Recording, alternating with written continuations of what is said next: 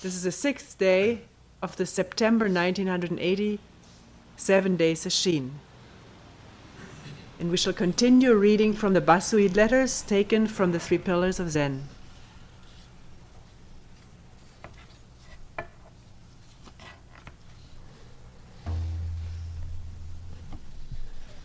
This will be selection number 8, first letter to the Zen priest Iguchi.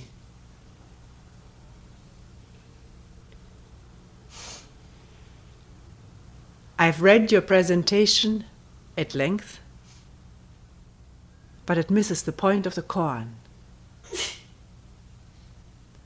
The 6th patriarch said, the flag doesn't move, the wind doesn't move, only your mind moves.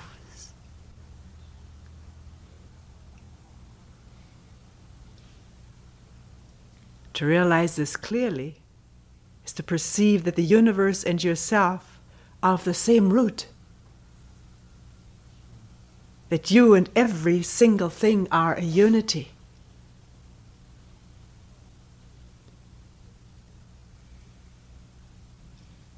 There's a koan in the Mumonkan.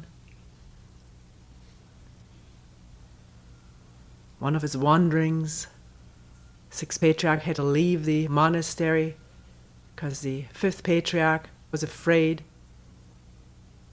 that great jealousy would break out among the monks for having passed on the robe and bowl to this young novice. So he sent him out the back door, told him to hide, and so forth.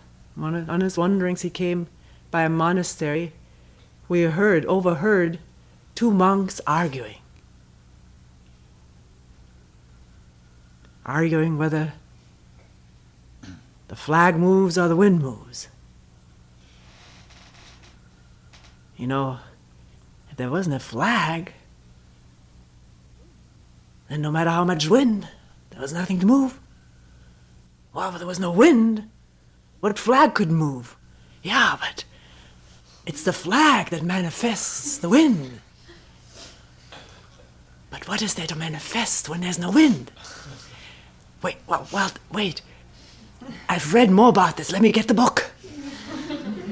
Because there must be something to manifest wind, or else wind is no wind. Yeah, but if there's no wind, why don't you see?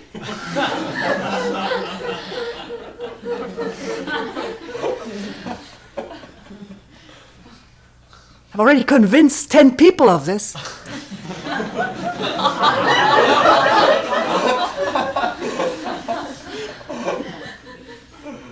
I've convinced 20.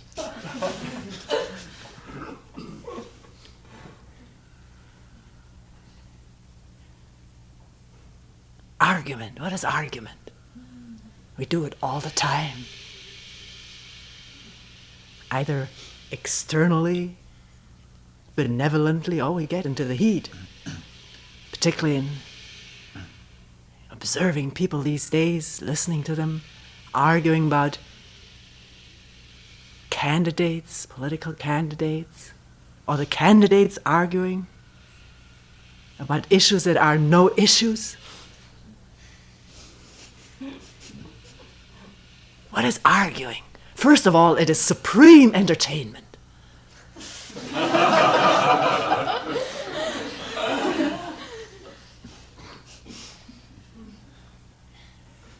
It distracts from boredom, listlessness. One can whip up something. One can whip up an argument. And then and there is, of course, this tremendous desire to win,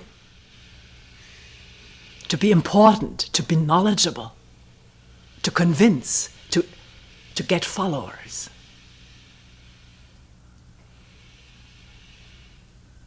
To be admired for one's cleverness, one's erudition,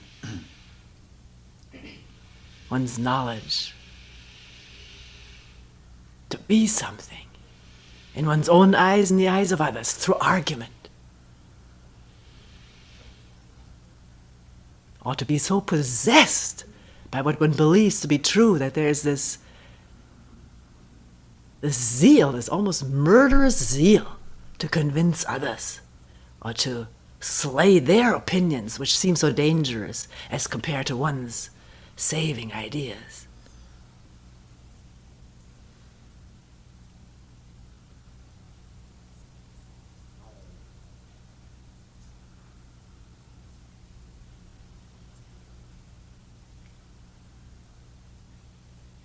And here, this young man coming by and overhearing this, it's not the wind, it's not the flag that moves, it's your minds, venerable sirs, that's moving.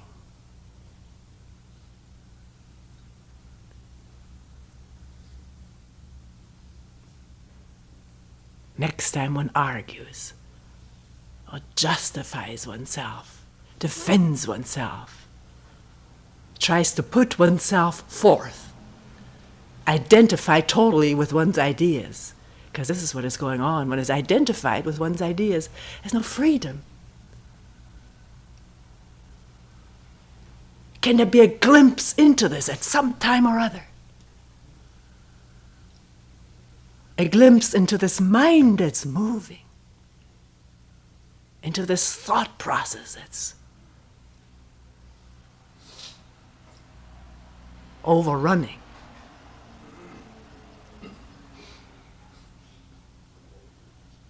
Rather than into the content of the words that one is promulgating and refuting. To stand back for a moment and see what's going on. Here, within, here. Not just here, it overwhelms the whole body. All the glands are working full speed. Body gets tense. Voice gets strident. All of a sudden one has a sore throat. Or one can argue in sweetness.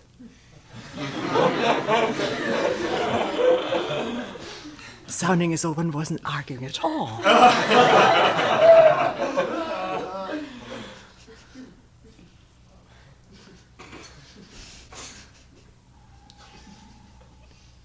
Many movements going on in this venerable mind at one time. Always trying to be something, or to be seen or taken, or admired, or respected, or loved, or goodness knows what, as something, as something.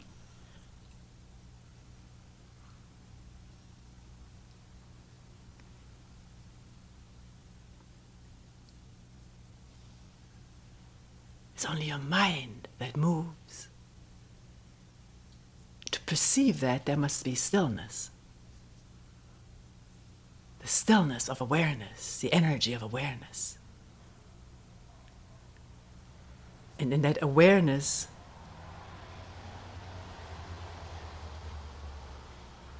that movement is already the past.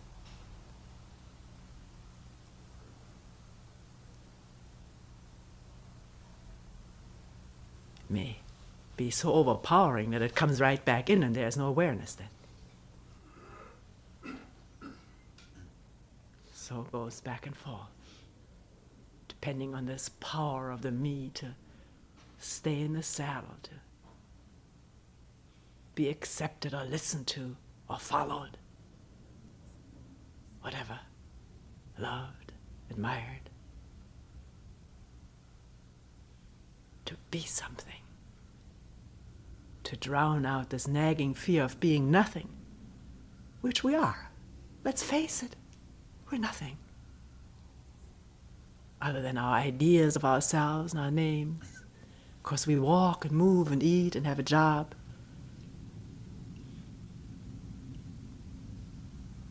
Why get a rise out of the job rather than just doing it? Doesn't mean that one doesn't love what one is doing if one loves what one is doing. This is not what was meant with a rise. A rise means this rise of prestige or status. Comparison to those who are below. And an ambition to maybe get to those or beyond those who are above.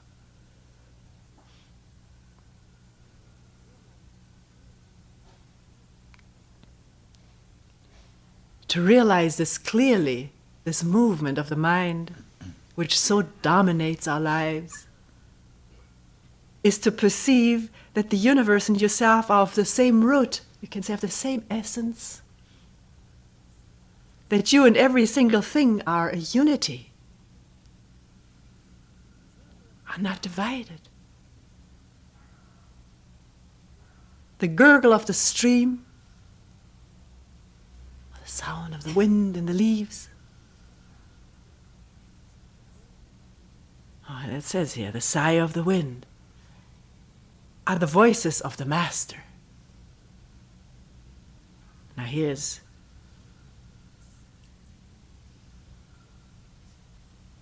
Vasu's natural chord. There's no master who's blowing the wind or who's gurgling the stream. It was his natural question, who's the master that he is? He had to think of it for some reason or other in terms of a master. It was his conditioning, his way of putting it. But once he understood there was perfect freedom in using this word, he would have never argued about it.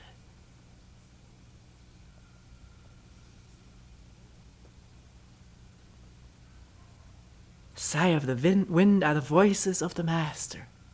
The voices of who? Whose voice? Who's hearing?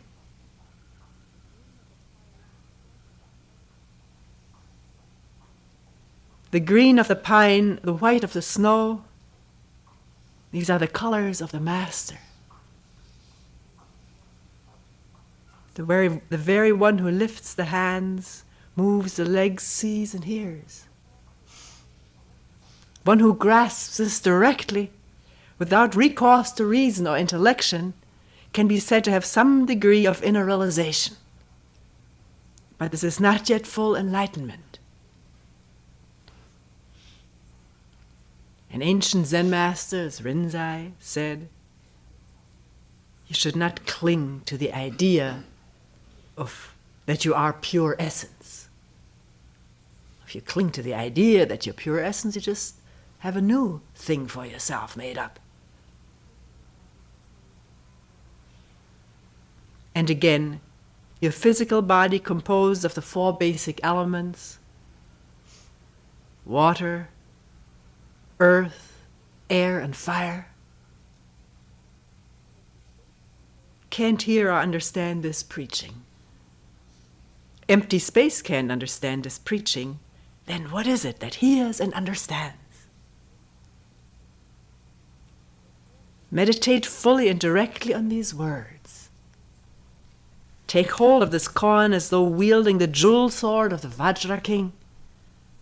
Cut down whatever appears in the mind.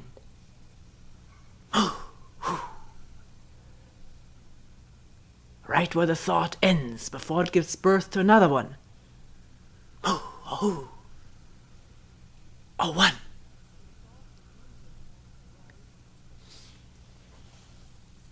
When the thoughts of mundane matters arise, cut them off. Doesn't mean repress them. Repressing means I don't like to even see these thoughts. They're dirty or bad. I don't have such thoughts. I won't even.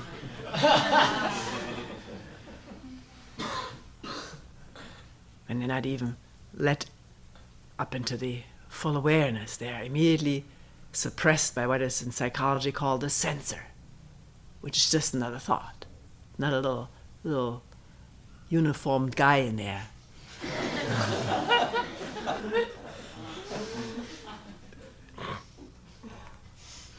It's the process we've developed of psychological survival, which is psychological sickness, because it is division.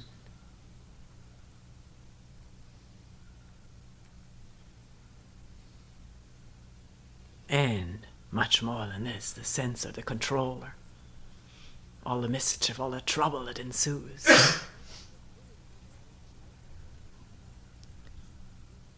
When notions of Buddhism arise, likewise lop them off. In short, destroy all ideas, whether of realization of Buddhas or of devils, and all day long pursue this question, what is it that is hearing this preaching? Or what is mu, who, this one mind?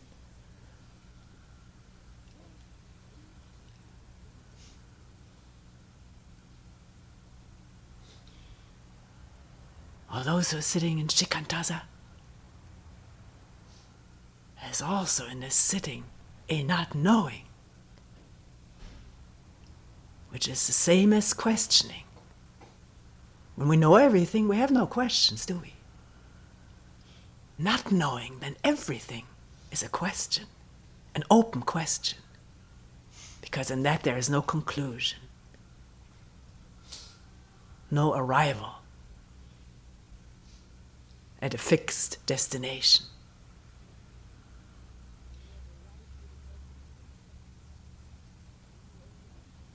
When you have eradicated every conception until only emptiness remains, and then cut through even the emptiness, your mind will burst open and that which hears will manifest itself. Persevere, persevere. Never quit halfway until you reach the point where you feel as though you've risen from the dead.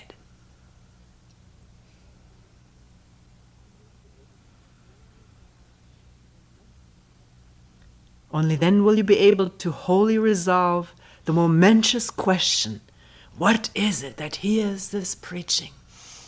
Or who am I? Or what is mu? Each one of this is one momentous question, fundamental question, not an ordinary question. So don't ask it in any ordinary way,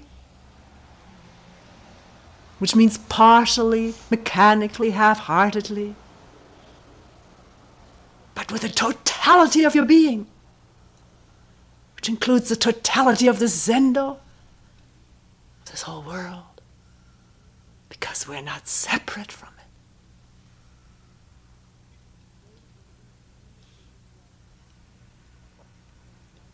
I'm afraid it may be inconvenient for you to write me often, so I'm writing you this detailed letter. After you've read it, drop it into the fire. And that's what apparently happened. Here we have it.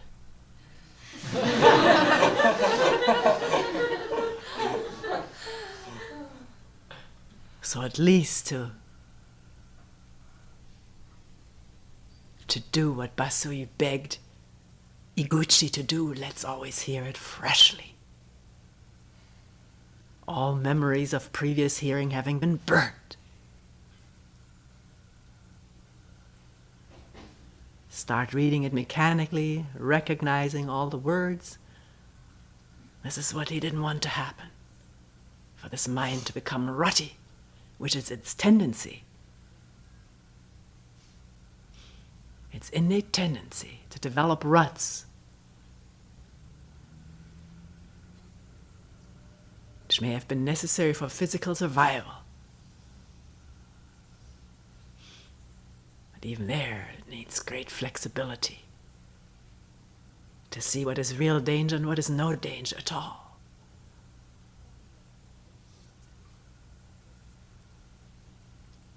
Second letter to the Zen priest Iguchi. I've read your letter carefully. Having long admired you for your determination to come to self-realization, I was highly gratified to learn that you have not forgotten the great question. Your answer has been noted in all respects. Here I want to tell you to make this your koan. What is the substance of my fundamental nature? Now don't get thrown off by these different koans. It's the same as asking what is mu or what is who am I or what is my one mind? In your search for the master that hears and speaks, though thousands of thoughts arise, don't entertain them, but only ask, what is it? We do entertain when we want entertainment. Entertainment from this grind, this hard work. which is so unconventional because it seems to get us no place. If it was conventional, it would get us all kinds of places. Cherish this unconventionality of this practice, of not getting you any place that you know. Anything you know is old hat.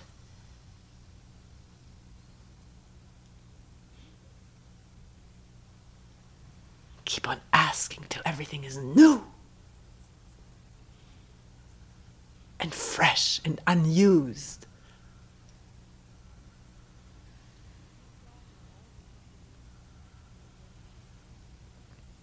Every thought and all self-awareness will then disappear. Self-awareness meaning self-consciousness of oneself as being this or that.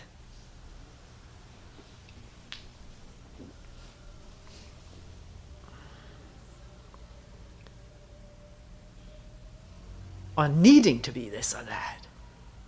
This need out of fear of not being anything. When the fear has been faced, it's not been run away from, it has not been, sublimated or escaped from. But faced, lived with, lived through. And there's no need for entertainment through the thought processes. And there's freedom to question and great energy. Every thought and self-awareness will then disappear, followed by a state not unlike a cloudless sky. Now, mind itself has no form. What is it then that hears and works and moves about? Eats, drinks, climbs steps, puts on shoes, takes them off, takes a bath.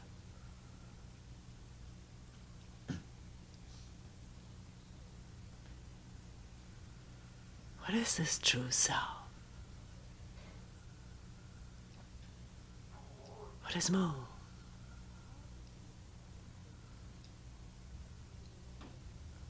Delve into yourself deeper and deeper until you're no longer aware of a single object, which means nothing pegged, nothing labeled, nothing recalled.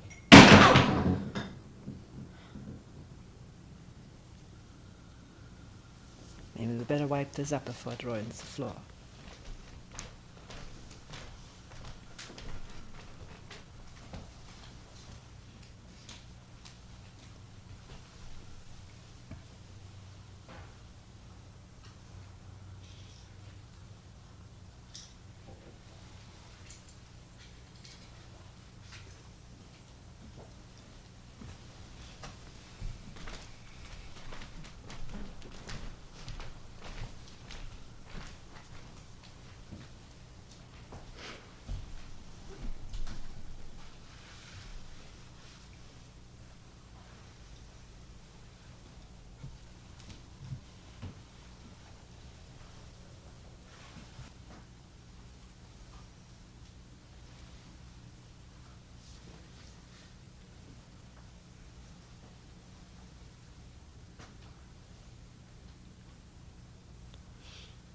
Delve into yourself deeper and deeper till you're no longer aware of a single object. Then beyond a shadow of doubt you will perceive your true nature like a man awakening from a dream. Assuredly, at that moment flowers will bloom on withered trees and fire flame up from ice. Oneself having been that withered tree, so numb all one's life, so numb and dead, mostly living in one's thoughts and hopes and dreams, coming to life, feeling deeply, sensing, hearing, smelling, fully all senses working as one. This is what is meant by flowers blooming on withered trees. fire flaming up from ice, this ice inside, this immobility, this encasedness in cold, which is the absence of love.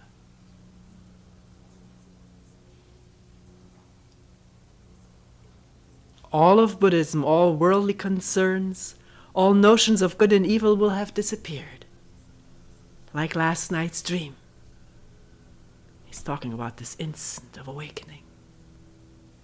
And your fundamental Buddha nature alone will manifest itself.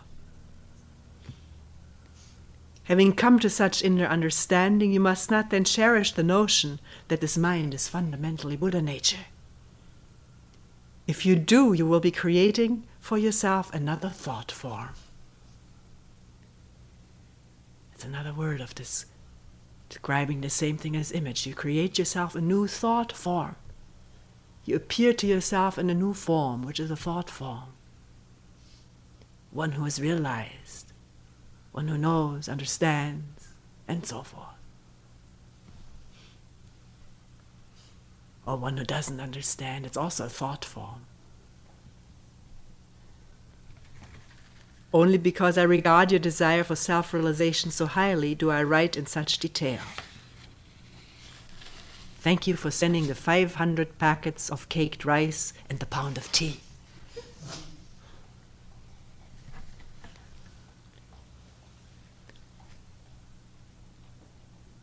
This is the fourth letter to the Zen priest Iguchi. I'm glad to learn how ardently you are practicing Zazen. What you have reported to me is a little like a Zen experience, but it is essentially what you've understood with your intellect. The great question, both capitalized, cannot be resolved by the discursive mind. And often the discursive mind is so subtle, one doesn't even realize one is thinking.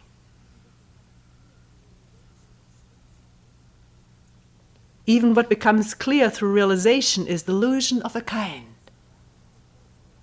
In a previous letter I wrote you that only when you have come back from the dead, so to speak, will that which hears manifest itself. Your persistent inquiry, what is it that hears, will eventually lead you to awareness of nothing but the questioning itself. Who, mu, what? Being that and nothing else. With no division. Not me and my practice, me and my koan, but who, mu, what? One walking, one bowing, who eating, mu sitting, not knowing, which means not clutching for ropes and railings, which are all hanging in loose air, because they're all thoughts.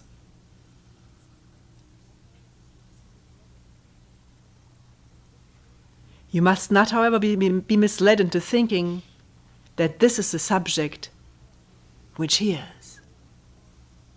You say that in working on this koan, you feel as though you have taken hold of a sword and cut away every idea in your mind, including the impression of emptiness, and that questioning alone remains. But what is doing all this?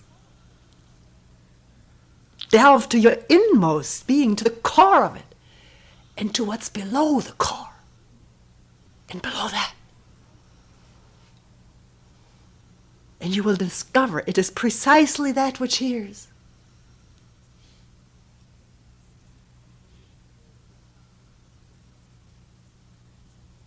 Even though you experience your self-nature again and again, and understand Buddhism well enough to discourse upon it, your delusive thoughts will survive, inevitably precipitating you into the three evil paths in your next life, unless their root is severed through perfect enlightenment. If, on the other hand, still unsatisfied, you persevere in your self-inquiry even to your deathbed, you will unquestionably come to full enlightenment in your next existence.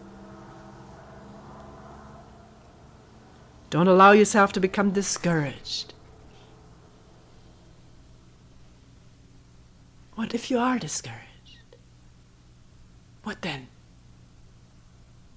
Who? Move. What is there outside you? But the first thought that comes, and sometimes because of what one has heard and read, one thinks, I shouldn't be discouraged. I must look for a way out. There's no way out. There's no way in. Discouragement too is who? Question it. Don't call it discouragement. Don't know what it is. Who will move? Without any separation from whatever physical accompaniment to this discouragement there may be. And there always is, because the body and mind are one. Whatever appears in the mind has a physical manifestation. And a mood goes hand in hand.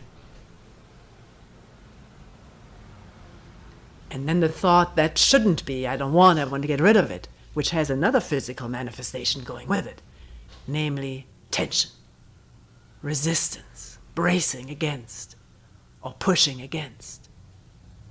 Whereas if, in the first place, one was not divided with the state, not diagnosing it, comparing it to previous states that one has gone through, trying to recall what one has done to get through it. That's more thoughts and more physical manifestations. And in the fear, maybe I won't be able to do it. More physical manifestations. It's so simple. You start and you work where you are without division, without the thought of right or wrong. Move, who?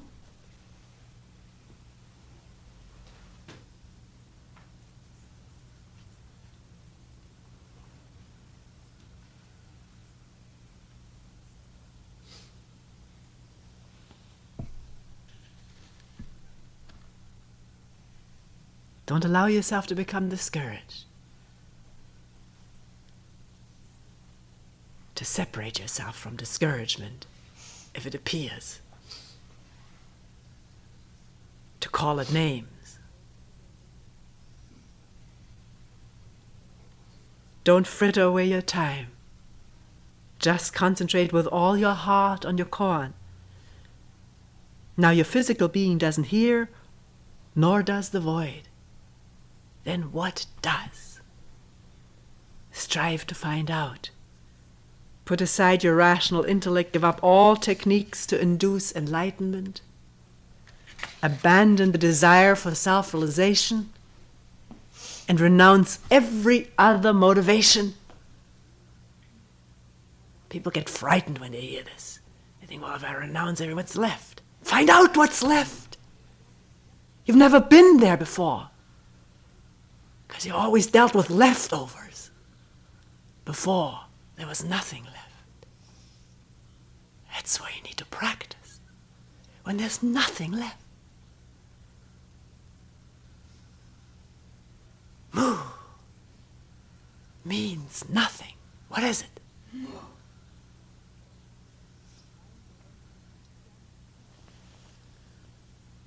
Your mind will then come to a standstill.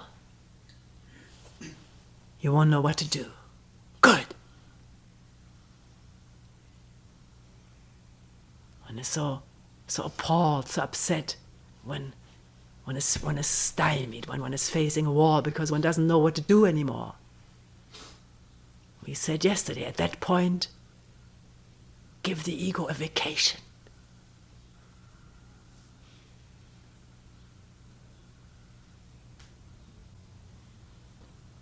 Of course the ego doesn't know what to do. All it knows to do is keep itself going.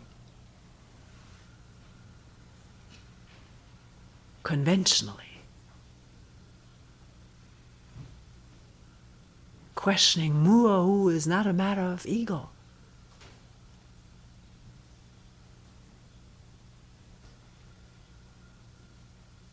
What is it?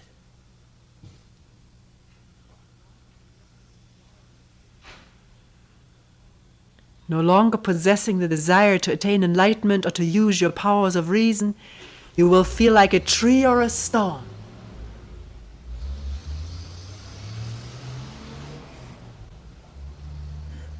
But not to recall these words and then try to conjure up a machio of being a tree or a stone.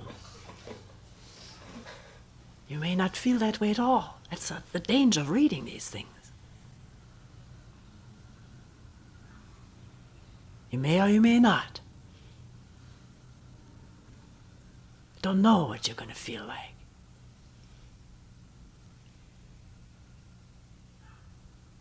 And try to find out.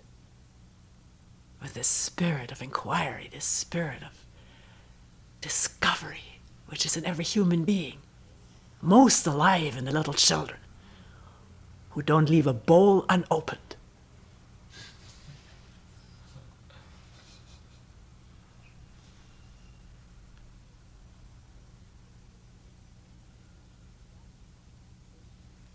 But go further yet and question yourself exhaustively for days on end. You will surely attain deep enlightenment, cutting away the uttermost root of birth and death. Root of birth and death being these thoughts of what one is, what one should be, what one shouldn't be, what one wants and what one doesn't want, what one fears.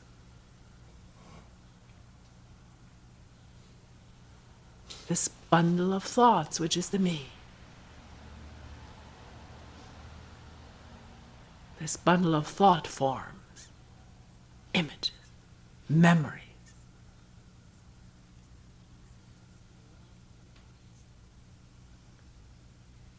Coming to the realm of the non-self-conscious mind, which is not oblivion or suspended animation.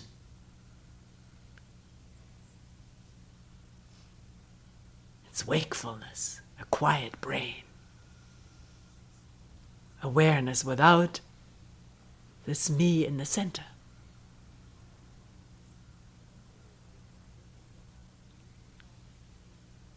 The undermost roots of birth and death are the delusive thoughts and feelings arising from the self-conscious mind. The mind of ego. As Zen Master Rinzai once said, there's nothing in particular to realize. Only get rid of the idea of a Buddha and sentient beings.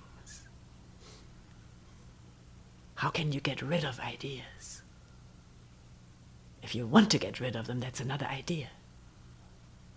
If you want to get rid of the me, that's the me in action, trying to get rid of itself. The idea of itself. An idea trying to get rid of an idea. How is it possible? It's the circus going on. 1 ring, 2 rings, 3 rings, 5 rings. Can the circus be seen from the grandstand?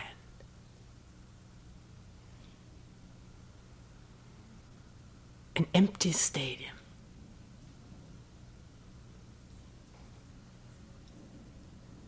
With no judge, no censor, no chooser, no one.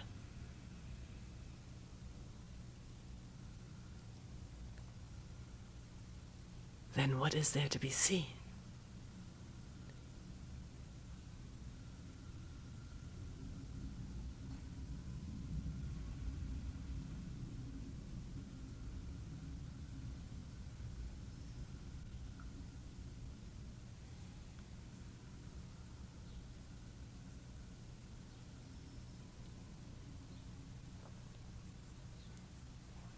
The essential thing for enlightenment is to empty the mind of the notion of self, or rather to put it in the form of a question. Can the mind empty itself of the notion of self? That's the question, mo, or who. or one.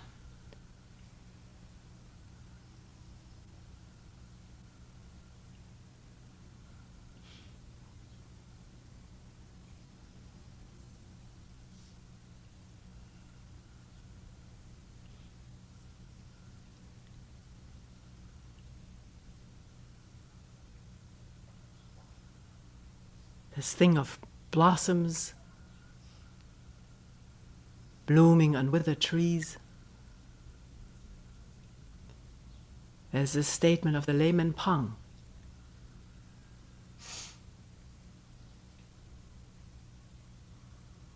Exclaiming, how wondrously mysterious, how marvelous, how miraculous this.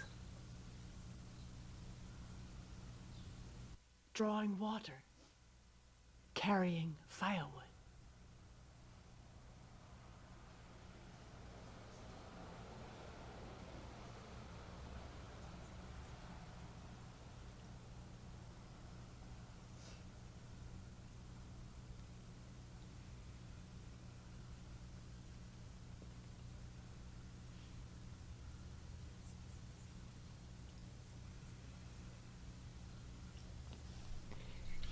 We will end here for today.